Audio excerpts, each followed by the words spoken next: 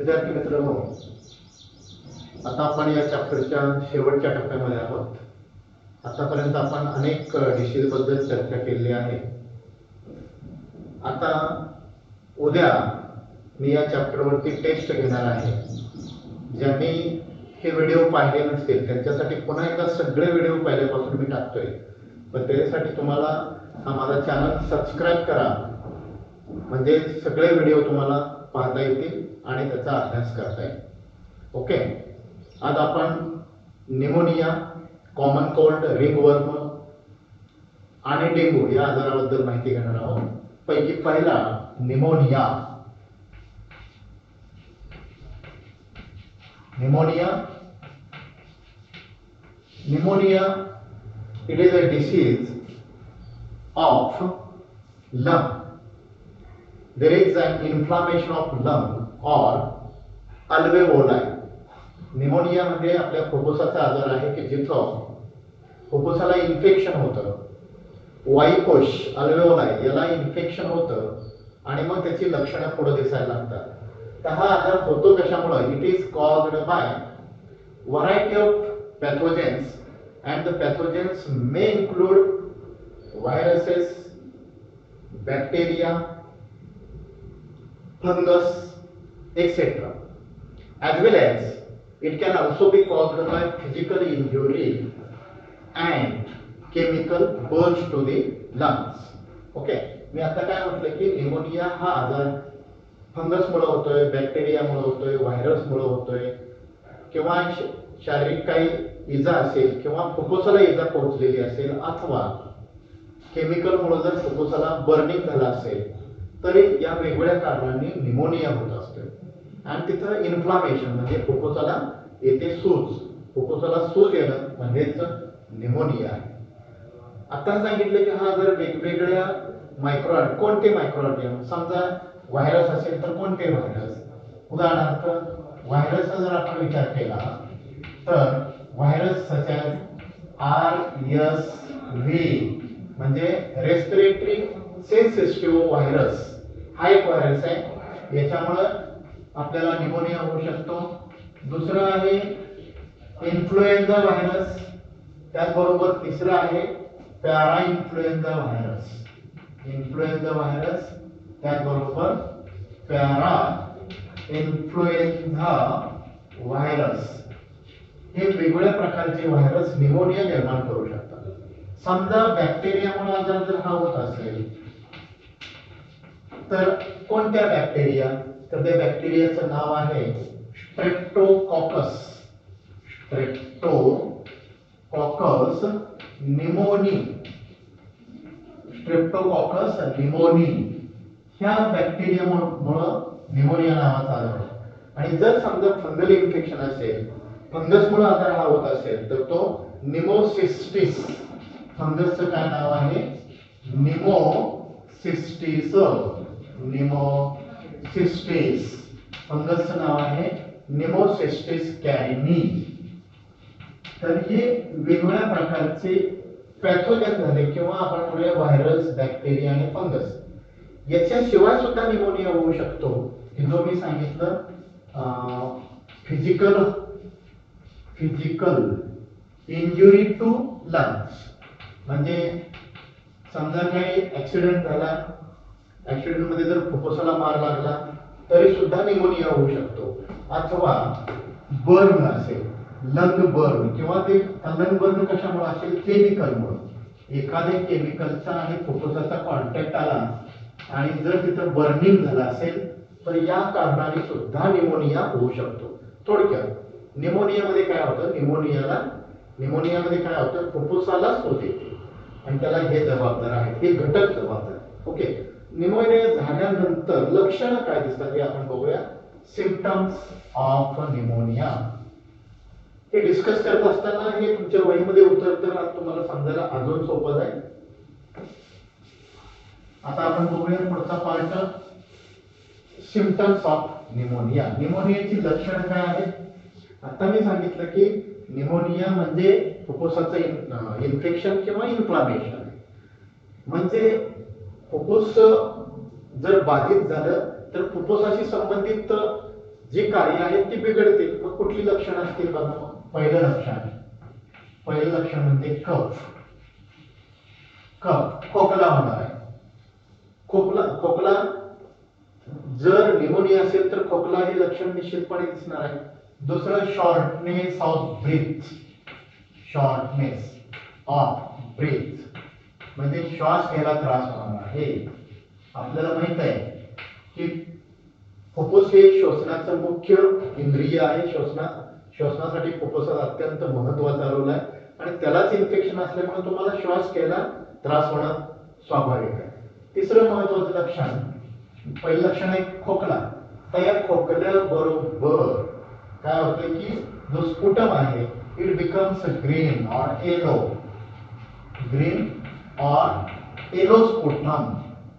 Yellow sputum. म्हणजे खोकला तर येतोय परंतु खोकल्याबरोबर पिवळसर किंवा ग्रीनिश हिरवट रंगाचा बेडका तयार होतो. खोकला आणि या खोकल्यामध्ये बेडका तयार झाला जातो. खोकला आता काय वेळेला ड्राय कप पण असतोय आणि मग इथं स्पुटम ग्रीन किंवा येलो स्पुटम पण तयार झाले. त्याला फ्लेम असंही म्हटलं जातं. येलो किंवा ग्रीन फ्लेम हे तिसरं महत्वाचं लक्षण. चौथं चेस्ट पेन. फुफ्फुस आपल्या चेस्ट मध्ये आहेत आणि त्याच्यामुळं त्याला सुधारले की छातीमध्ये दुखणं हे स्वाभाविक आहे. चेस्ट पेन, चेस्ट पेन छातीमध्ये दुखायला लागतं. त्यानंतर फटीगनेस येऊ शकतोय, थकवा येऊ शकतोय.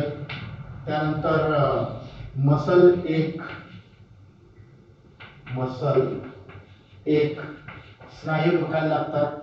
जॉइंट पेन होतात, सांधे पण दुखतात. जॉइंट पेन, हेडेक, डोकं पण दुखायला लागतं. हेडेक ही झाली आपल्या निमोनियाची लक्षण. काय बघा, खोकला येतोय, श्वास घ्यायला त्रास होतोय, त्यानंतर खोकल्यामध्ये ग्रीन किंवा येलो स्फुटम तयार होतोय, छातीमध्ये वेदना होतात, चेस्ट पेन होतात, फटिगनेस, त्यानंतर मसल एक, जॉइंट पेन, हेडेक आणि लॉस ऑफ ॲपेटाइट पण पुढचं लक्षण आहे. आणि हाय फीवर एक अतिशय महत्वाचं लक्षण आहे याच्यामध्ये. हाय फीवर जे ताप पण येतो बघा. तर ही 8-9 लक्षणं निमोनियाची आहे. आता निमोनिया झाल्यानंतर बरा करता येऊ शकतो का, तर तो आपला बरा करता येऊ शकेल. तर बरा करण्यासाठी किंवा आता पहिल्यांदा आधी ट्रान्समिशन सांगतो, नंतर बरा कसा यायचं सांगतो. हा आजार ट्रान्समिट कसा होतो, एका व्यक्तीमधून दुसऱ्या व्यक्तीमध्ये कसा ट्रान्समिट होतो, तर साधारणतः पर्सन टू पर्सन कॉन्टॅक्ट जर आला, एखाद्या व्यक्तीला निमोनिया झालेला आहे त्याच्या कॉन्टॅक्ट मध्ये आपण आलो तर आपल्याला निमोनियाची लागण होऊ शकते. कारण त्याच्या खोकल्यामार्फत तिथे ड्रॉपलेट्स आहेत ते हवेमध्ये जातात. ते ड्रॉपलेट्स आपल्या श्वास यंत्रणेमध्ये जातात आणि मग आपल्याला निमोनियाची लागण होऊ शकते. एवढंच नव्हे तर जर समजा निमोनिया झालेल्या व्यक्तीचे आर्टिकल्स, वस्तू आपण हाताळल्या तरी सुद्धा आपल्याला निमोनियाची लागण होऊ शकते. मग तुम्ही ट्रीटमेंट काय घेणार, तर ट्रीटमेंट घेण्यासाठी 3 प्रकारची मेडिसिन्स आहेत. त्यापैकी पहिलं म्हणजे ट्रीटमेंट काय बघूया आपण याच्यासाठी. Treatment of pneumonia. ट्रीटमेंट बघा, त्याच्यासाठी वेगवेगळ्या प्रकारचे मेडिसिन्स आहेत. त्यापैकी पहिलं मेडिसिन आहे एम्पिसिलिन. दुसरं आहे बेन्झाइल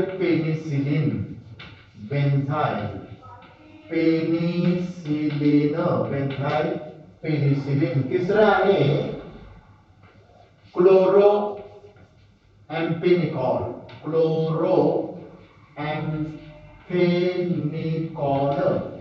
तर हे 3 मेडिसिन्स आहेत की जे निमोनियाच्या विरोधात काम करतात. आता तुम्हाला थोडक्यात ABC ही मेडिसिन्स आहेत. ए म्हणजे एम्पिसिलिन, बी म्हणजे बेन्झाइल पेनिसिलिन आणि सी म्हणजे क्लोरोएम्फेनिकॉल. ओके.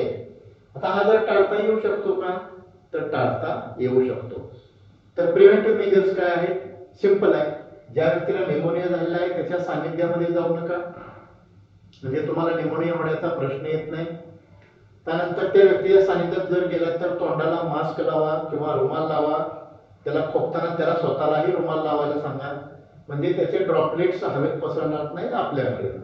आणि दुसरं व्हॅक्सिनेशन आहे. प्रिव्हेंटिव्ह मेजर म्हणजे व्हॅक्सिनेशन आहे, आणि ते व्हॅक्सिनेशन आहे एक नंबरचं व्हॅक्सिनेशन आहे पेनिसिलिन किंवा आता हिमोफिलस इन्फ्लुएंझा नावाचं, म्हणजे याच्यामध्ये काय सांगितले मी, हिमोफिलस हे व्हॅक्सिनचं नाव सांगतोय बरं का. व्हॅक्सिन कोणतं आहे? हिमोफिलस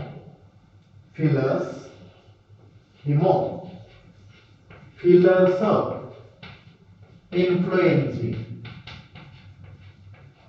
हिमोफिलस इन्फ्लुएंझा नावाचं व्हॅक्सिन दिलं जातं. अथवा जर समजा बॅक्टेरियल इन्फेक्शन आहे, आता हे इन्फेक्शन कशाचं आहे त्याच्यावरती पण डिपेंड आहे. समजा बॅक्टेरियल इन्फेक्शन असेल तर स्ट्रेप्टोकॉकस निमोनी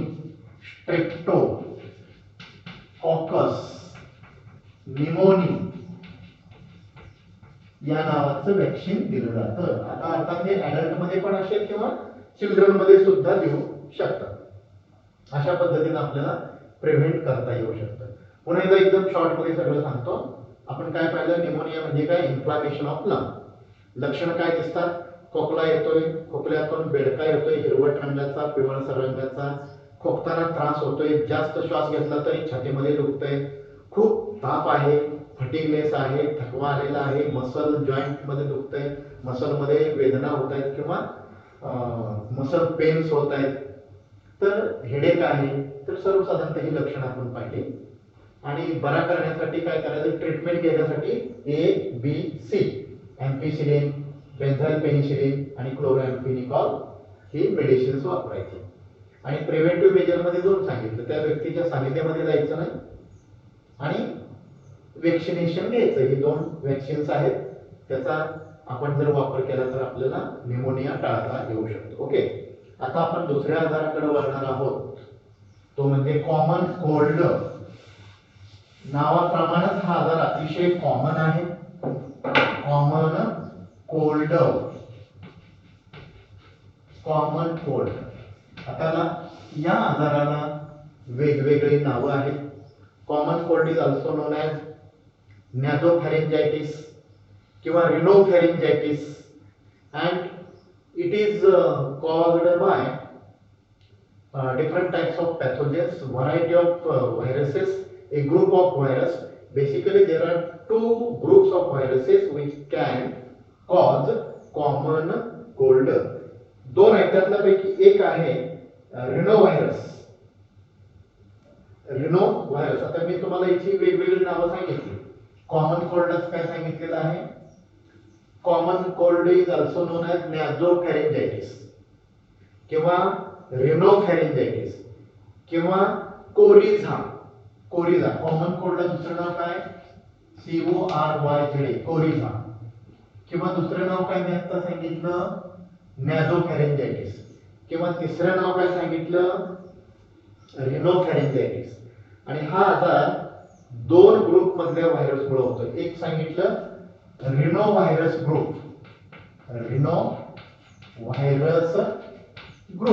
आणि दुसरा आहे कोरोना व्हायरस ग्रुप. हा कोरोना व्हायरस आजकाल आपल्याला माहित आहे, आपल्यावरती या पद्धतीने शिकण्याची वेळ का आलेली आहे, तर हा कोरोना व्हायरस आहे बघा. म्हणजे कोरोना व्हायरस म्हणजे काय आहे, सर्दी. याच्यामुळे फार वेगळी काही लक्षणं दिसत नाही. कॉमन कोल्ड आजार एकदम कॉमन आहे, पण त्याची गंभीरता पण तितकीच आहे. आपण आजकाल पाहतो कॉमन कोल्ड, सर्दी कोणाला होत नाही, अनेकांना सर्दी होऊ शकते. आपल्याला पण कधी ना कधी सर्दी झालेली आहे. मग आता सर्दीची लक्षणं इथं सांगण्याची आवश्यकता नाही, पण मी सांगतोय तरी पण तुम्हाला लगेच सांगता येतील. काय काय होतं सर्दीमध्ये. पहिली गोष्ट, सर्दीमध्ये विकनेस थकवा येतो, सर्दी झाली की थकवा येतो. पण कॉमन लक्षण त्याच्या अगोदर रनिंग नोज. रनिंग नोज म्हणजे होतं काय, नाकातून पाणी गळतं, नाकातून पाणी गळायला लागतं.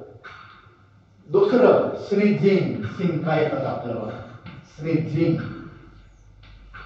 रनिंग नोज आहे पहिलं लक्षण, दुसरं आहे स्नीझिंग, तिसरं आहे फीवर, ताप येतोय, फीवर. चौथा आहे शिवरिंग, थंडी पण वाजून येते, शिवरिंग, शिवरिंग.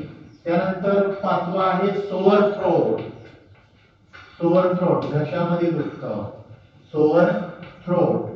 सहावं आहे जॉइंट पेन, जॉइंट पेन किंवा बॉडी एक, शरीरामध्ये सगळं अंग दुखायला लागतं, बॉडी एक, मसल दुखतात. त्यानंतर फटिगनेस, फटिगनेस म्हणजे काम काय करण्याची इच्छा होत नाही, नॉसिया, मळमळायला लागतं, खाण्याची इच्छा होत नाही, तोंडाची चव जाते. आणि मग त्याच्यामुळे विकनेस किंवा loss of appetite, loss of appetite म्हणजे भूक मंदावते, काय खाण्याची इच्छा होत नाही, कारण चवच गेली असते, त्यामुळे खाण्याची इच्छा होत नाही.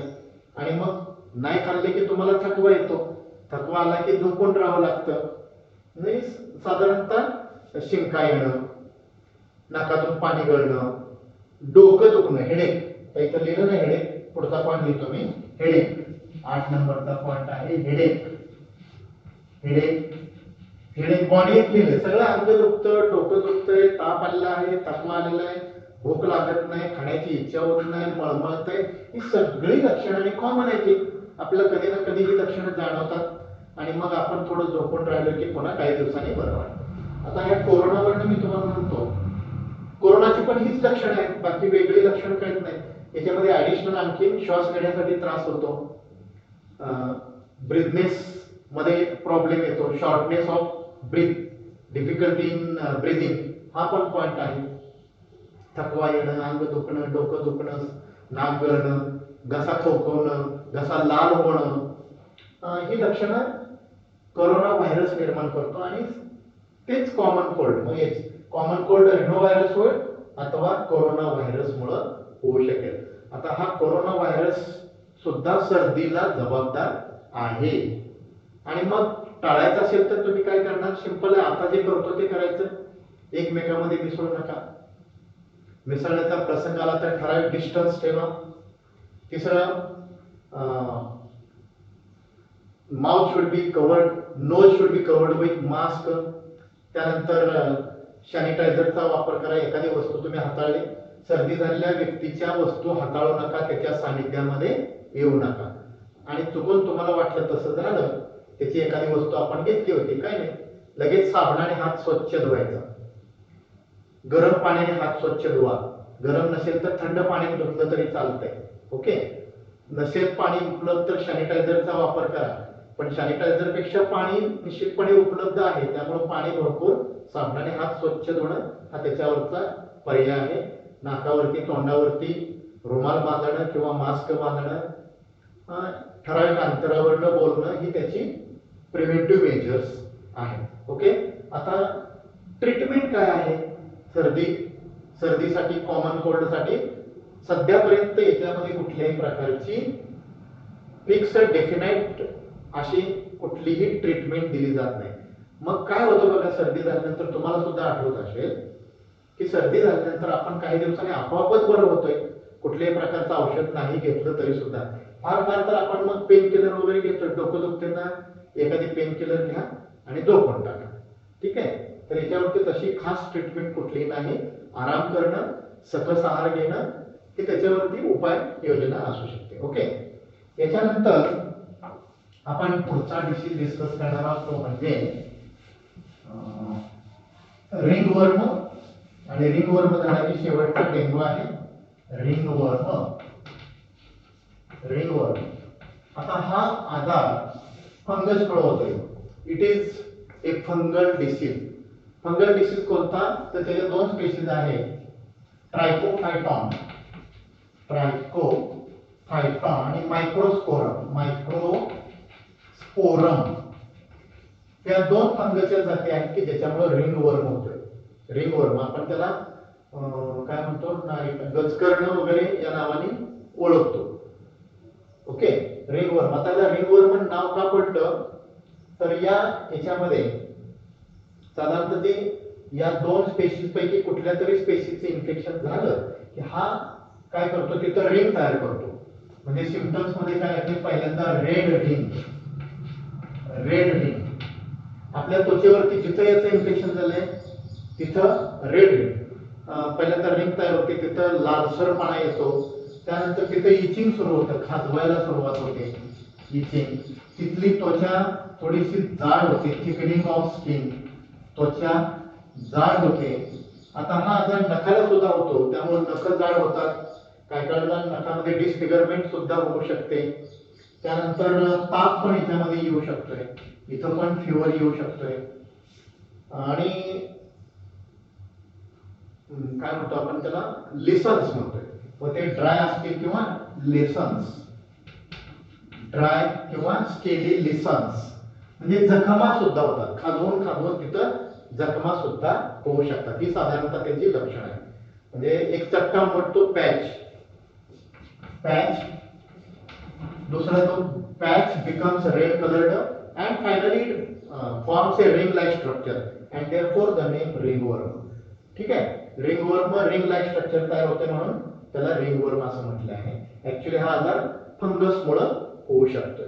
इचिंग आहे, खाजवायला लागतंय, तिथली त्वचा जाड होते, ताप येतोय आणि तिथं खाजवून जखमा सुद्धा होतात. ठीक आहे, ही झाली लक्षण. आता बरं करण्यासाठी काय करायचं, डायग्नोसिस करण्यासाठी रक्त वगैरे तपासलं जातं. आणि जर समजा रिंगवर्मचं इन्फेक्शन झालंय, फंगल इन्फेक्शन झालंय, तर मग झाल्यानंतर काय करायचं, ट्रीटमेंट घ्यायची. ट्रीटमेंट वेगवेगळ्या प्रकारची घेतली जाते. काय केलं जातं त्याच्यामध्ये, ट्रीटमेंटमध्ये एक उदाहरणार्थ इट्रॅकोनॅझोल किंवा किटोकोनॅझोल किंवा फ्लोकोकोनॅझोल या नावाची औषधं मिळतात. क्रीम वगैरे असतात किंवा गोळ्या पण असतात. किंवा टर्बिनाफाइन नावाच्या गोळ्या असतात. टर्बिनाफाइन गोळ्याची नावं लिहितो मी. टर्बिनाफाइन नावाच्या गोळ्या असतील किंवा ज्याच्यामध्ये इट्रॅकोनॅझोल नावाचं केमिकल आहे, इट्रॅकोनॅझोल असलेल्या गोळ्या घेतल्या जातात. किंवा किटोकोनॅझोल असलेल्या गोळ्या असतील किंवा क्रीम पण असेल. याच्यामध्ये क्रीम सुद्धा असतं. ते क्रीम लावायचं, गोळ्या घ्यायच्या आणि मग तो आजार काही दिवसांनी बरा होऊ शकेल. आता टाळता येऊ शकतो का, टाळता येऊ शकतो. प्रिव्हेंटिव्ह मेजर्स काय आहेत बघा. रिंगवर्म हे फंगल इन्फेक्शन टाळण्यासाठी हा सुद्धा कॉन्टेजियस डिसीज आहे म्हणून अशा व्यक्तीच्या सानिध्यामध्ये जायचं नाही, त्याच्या वस्तू हाताळायच्या नाहीत. हात वगैरे साबणाने स्वच्छ धुवायचा आणि आंघोळीसाठी सुद्धा दुसरा साबण न वापरता ज्या साबणामध्ये किटोकोनॅझोल आहे, आता बाजारामध्ये वेगवेगळ्या नावाने सॅलिसिया किंवा किटोकोनॅझोल किंवा किटो नावाचा साबण असतो, तो वापरला की याचं इन्फेक्शन कमी होऊ शकतं, आपल्याला याच्यापासून मुक्तता मिळू शकते. आणि मग शेवटचा जो आजार आहे तो आजार मी आता सांगतो. त्या आजाराचं नाव आहे डेंगू किंवा याला डेंगू फिवर असे म्हणतात. हा आजार ऍक्च्युली व्हायरल इन्फेक्शन आहे, व्हायरसमुळे होतो. आणि हा व्हायरस डासामार्फत पसरवला जातो. जसं आपण बघितलं मलेरिया असेल किंवा फिलारियासिस असेल, हा आजार पसरवण्यासाठी एक वेक्टर की जो मॉस्किटो आहे तो कारणीभूत आहे. तसं इथं पण एक मॉस्किटो आहे आणि त्या मॉस्किटोचं नाव आहे एडिस जातीचा डास. मॉस्किटो एडिस, आणि म्हणून डेंगूला एडिस इजिप्शियन असंही याला म्हटलं जातं. तर या जातीच्या डासामुळं व्हायरस एका व्यक्तीमधून दुसऱ्या व्यक्तीमध्ये जातो आणि मग त्याला या डेंगूची लागण होते.